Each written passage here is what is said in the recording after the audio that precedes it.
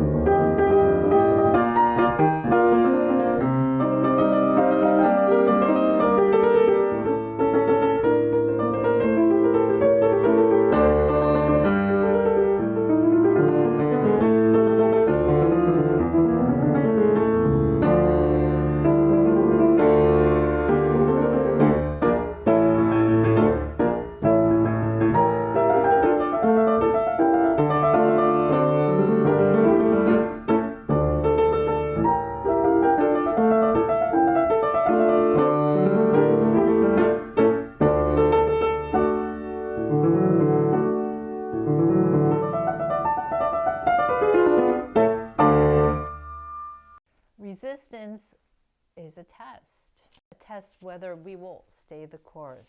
The obstacle in the path is the path. Life is like walking through a forest. We are exploring Schumann's Waldszenen, which are forest pieces.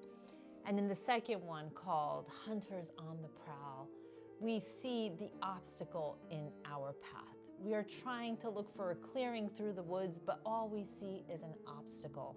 But growth doesn't happen when we have a clear path. The obstacle, filled with confusion, chaos, fear, is the path that will lead to growth. Schumann had resistance. As a young man on the verge of a career as a pianist, he damaged his finger and he would never have that career as a pianist. He got something even greater. He has a name that lives on as one of the greatest composers of the Romantic era. Listen to the virtuosic music that he wrote, despite the fact that he had not the greatest ability to play.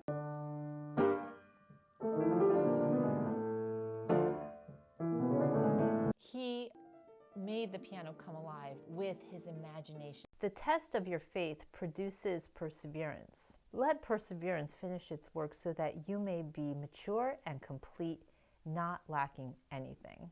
Okay, so let's figure out how to beat this thing called resistance.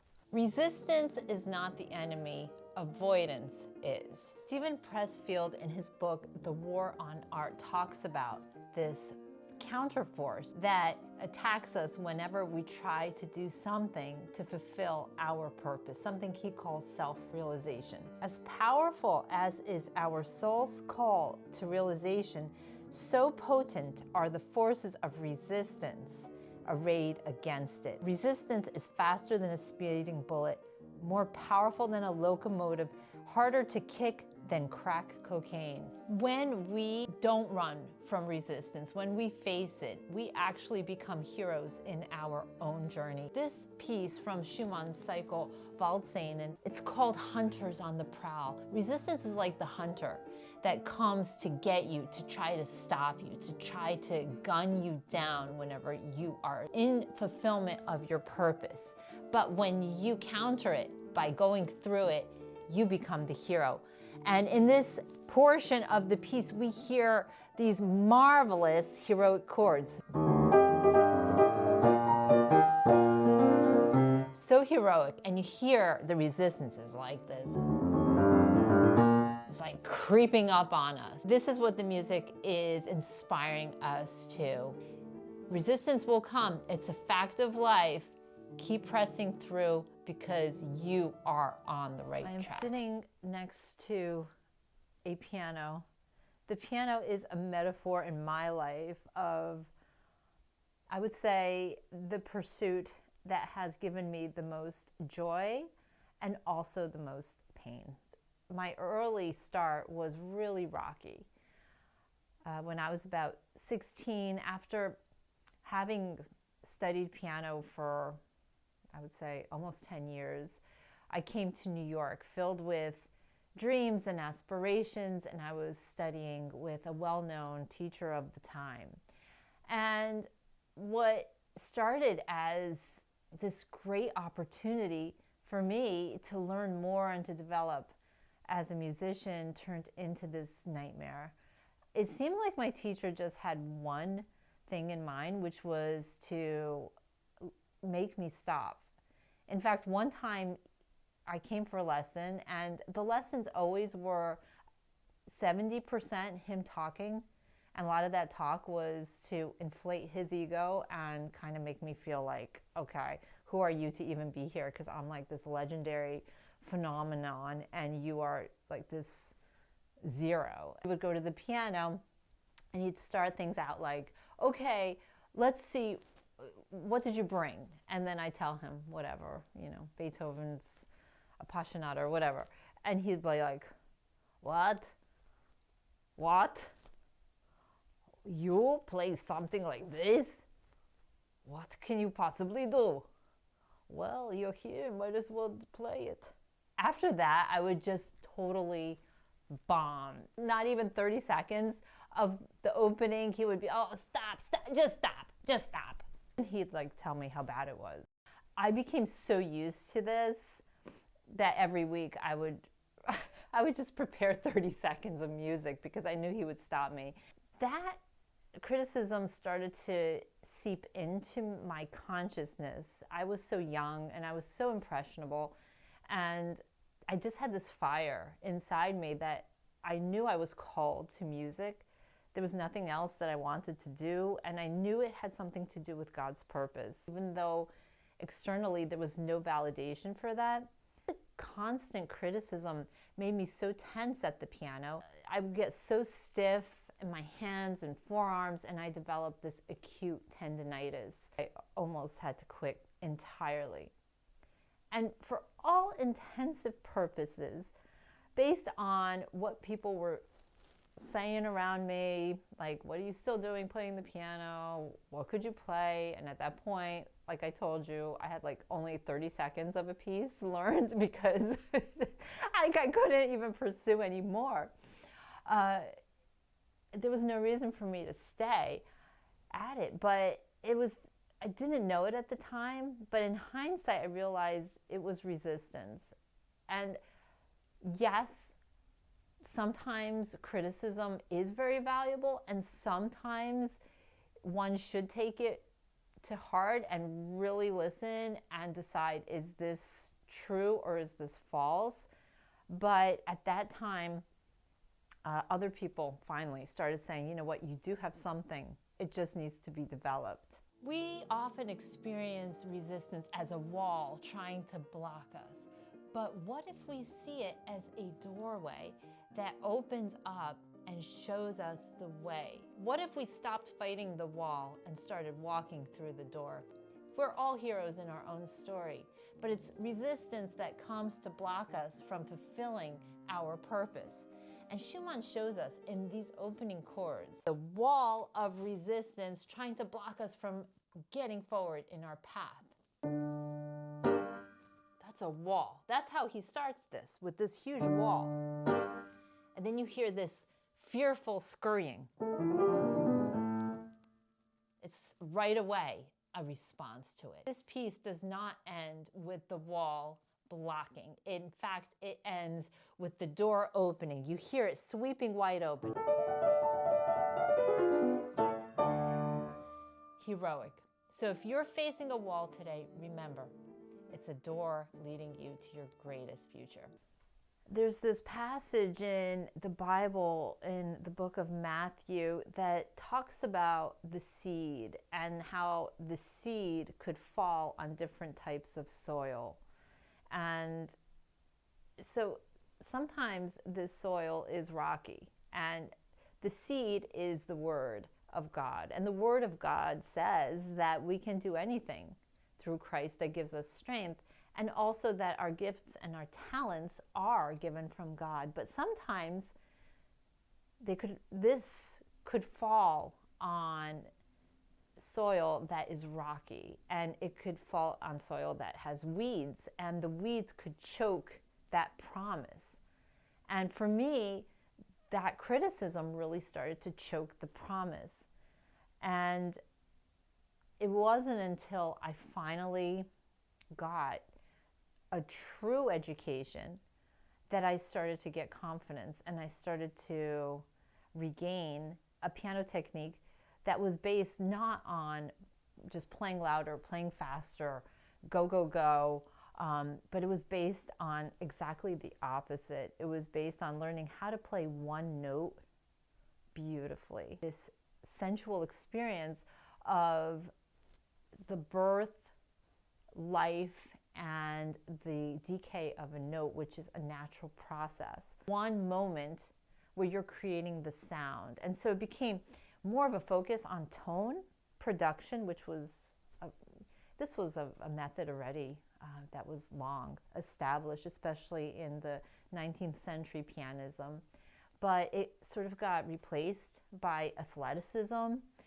And so I went back to the old way of doing things, and this was what gave me something very special, the ability to produce a sound that now I've realized, wow, this has healing properties to it.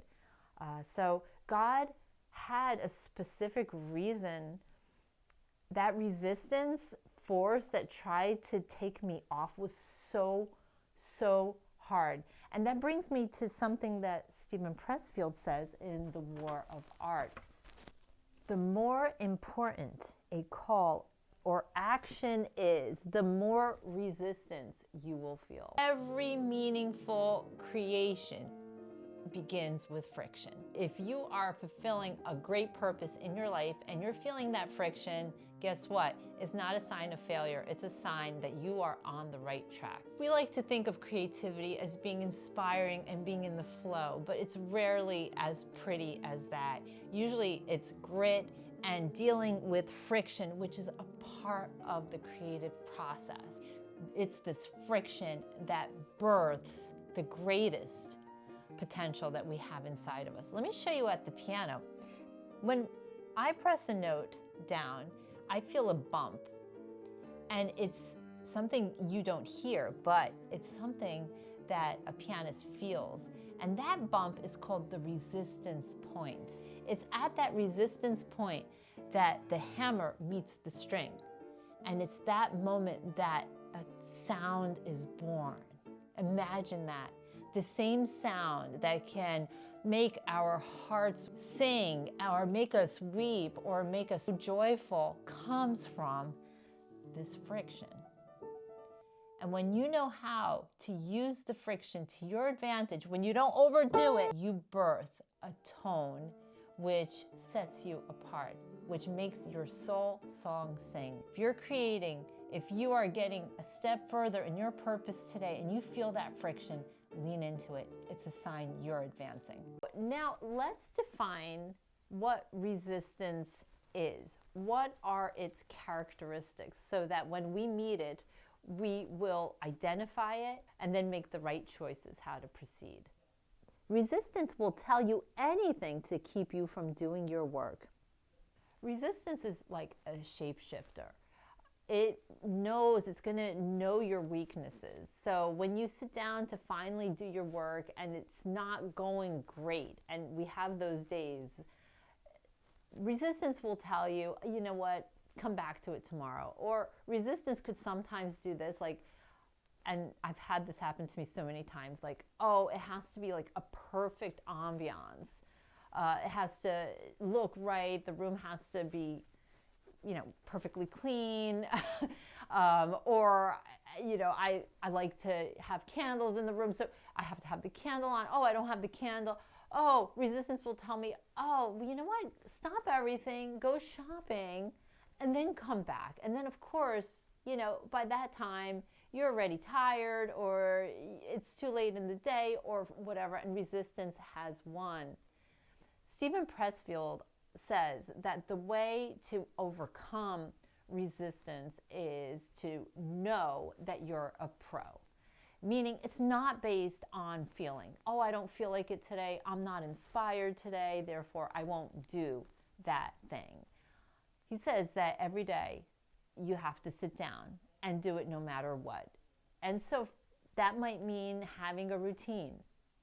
Maybe you always sit down to do your work first thing in the morning, and you allocate a certain number of hours every morning to do that. Or maybe later in the day, whatever works for you.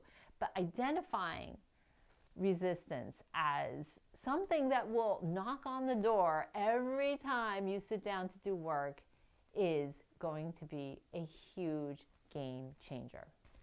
So if we can start to see resistance and intensity of resistance as a sign, as a marker that you're on to something great, that the amount of resistance you're going to face is going to be in proportion to how important your work is, then it really starts to change the way you think.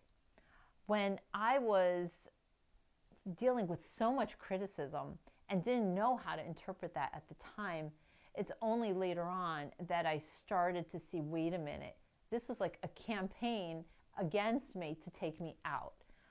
And it could be even that the enemy was working through my teacher at the time. So these things do happen. Because they were such horrific criticisms, I believe that every single person is a musical creation. And so for any person to say to another person that you are not eligible to make music, to express yourself musically, is already a sign that this is not from God. This is from an enemy that's trying to stop you from being in your power and in your purpose. And you could fill in that blank with anything else. Like if you're a writer and you feel like you need to express that, the resistance will tell you imposter syndrome, you're not good enough, or it's too late. Oh, you know, who are you to do this? And, you know, stay back. It's not your time anymore. It's over. That ship has sailed. Look at other people. They're so successful. You'll never be that successful. That's all resistance garbage. No one tells you this, but the resistance you're feeling when you're in your purpose isn't a sign that you're off track. It's an indicator that you're exactly in the place you're supposed to be. Let me show you what Schumann does. This is how he ends the first piece, and there are 9 altogether. The first piece is called Entrance. It's like the hero's journey, the first step. And he ends it with this beautiful swirl.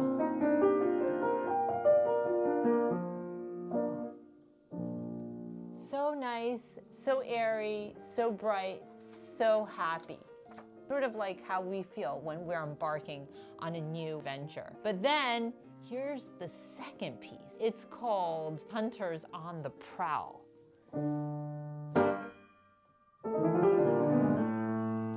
It's so spooky. It's like you're being hunted down. That's resistance trying to stop you. Bottom line, it's part of the process. Don't fear it because you're right on track. Robert Schumann faced resistance when he was 20 years old, and he came to Leipzig to study with a well-known piano teacher of the time, whose last name was VIG, and he also was the father of Clara, who would later become Schumann's wife.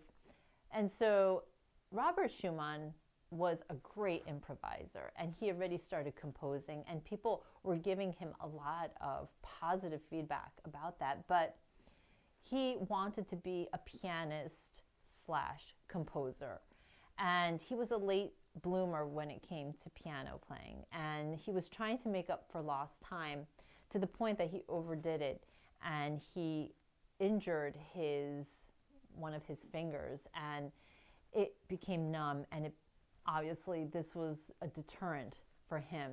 And again, that was the resistance keeping him from fulfilling the musical goal. Now, resistance could have easily taken him out at that point, because here is Robert, already 20 years old, and there's Robert also, like, he's hearing younger people. Clara was about 11 at that time, and she was already like a superstar of the piano. And so he was so far behind her in terms of capabilities that he could have easily said, wait a minute, I'm too old. I can't make it like this. Maybe my parents are right. Maybe I should be a lawyer. So what is the difference, like, for people that stop because of resistance telling them not to do it, and all the signs indicating this is a bad idea, this is not a life plan, this is not practical, you're dreaming. But what made Robert stick the course and say, no, I am meant to be doing this? I think it's important to know when resistance is trying to take you out, or when the signs are saying don't do this. And that is a really tricky thing.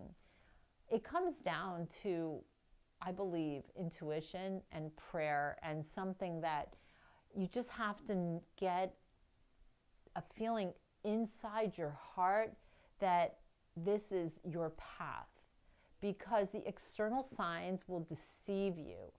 And that includes compliments and criticisms. The main thing is this something that you feel God is calling you to? And if so, buckle up, it's going to be a bumpy ride. So how can we overcome resistance once we've identified that this is what we must be doing, and the resistance comes, knocks on the door and says, oh, stop right there. Let's block you. So what do we do in that case? Well, number one, it's not about feelings, it's about being disciplined, okay? So every day you're going to sit and do what must be done, and just put in the time, put in the work, no matter how you feel, no matter if it's not a good day, no matter even if it's sounding gross and nothing, if you're writing and like every word is just like ick. Get through the ick, put in the time, do it every day, stay consistent, and pretty soon it will not be anymore just about feeling. It will become a daily habit, come rain, come shine, no matter what. The second thing is to know that action must precede confidence. You might have those feelings of imposter syndrome, that you're not ready for this, you're not good enough for it, or whatever is that inner voice saying, I don't feel I'm enough. So when that voice comes, you just have to continue to apply action to it. Do it anyway. Do it no matter how you feel. And you will soon start to acquire a body of work, and that alone will give you confidence because you know that you have stood up to resistance. And just by doing it, you already get stronger. And then the last thing, I think this is so important, is to commit to the process, not the outcome. People, like I said, they will give you compliments or they will give you criticisms. And especially now in this world of social media, it is more loud and noisy than ever. People will say you're great. People will say you're horrible and you shouldn't even be on the internet. I've had my fair share of all this stuff. So it's important not to take that too seriously because opinions are fickle. And it's also important not to be addicted to approval. And again, that is such a slippery slope because do we create for other people's approval, or do we do it for another reason? I think about the composer Schubert, who was given about 18 months to live. He had syphilis. He was only 31 or something, like so young. And what did he do? And he had no money. He had no career. He was basically just living out his days very much alone and very much forgotten. And he's not the Schubert we know now. He was just a guy who was able to write some great music but never had a career. And what did he do with that last amount of time he had? He just composed nonstop. He would sometimes go to sleep with his glasses on so that in the morning he wouldn't have to waste not even a minute preparing for the day. He already had his glasses on and it was go time, and he would write this music. And the thing was, he had to get it out because he did not want to have even like one drop of music left in him before he died. It was a God-given instruction, like to release all the music that God had put in him. Now, you might have so much of that music inside you. You might have so many novels inside you. You may have so many paintings inside you, whatever is that art form. Do it for a higher power, even if nobody's watching, even if nobody's listening. Do it for an audience of one, and that is God. I'd like to share with you one of my favorite poems. I've used this poem by Rudyard Kipling called If as something to hold on to when resistance came to try to rob, steal, destroy my hopes and dreams. And I hope that it also gives you some of the inspiration to get past the obstacles of resistance.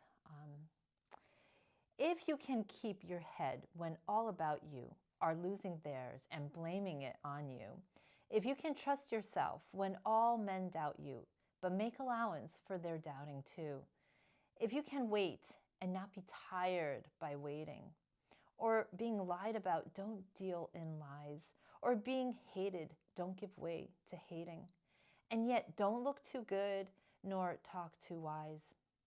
If you can dream and not make dreams your master, if you can think and not make thoughts your aim, if you can meet with triumph and disaster and treat those two impostors just the same, if you can hear the truth you've spoken, twisted by knaves to make a trap for fools, or watch the things you gave your life to broken and stoop and build them up with worn out tools.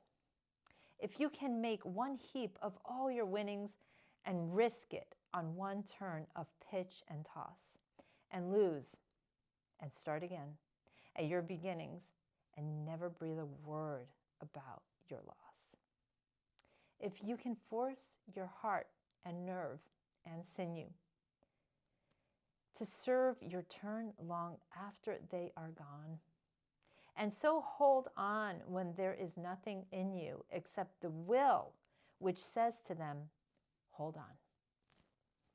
If you can talk with crowds and keep your virtue, or walk with kings, nor lose the common touch, if neither foes nor loving friends can hurt you, if all men count with you, but none too much, if you can fill the unforgiving minute with 60 seconds worth of distant run, with 60 seconds worth of distance run, yours is the earth and everything that's in it.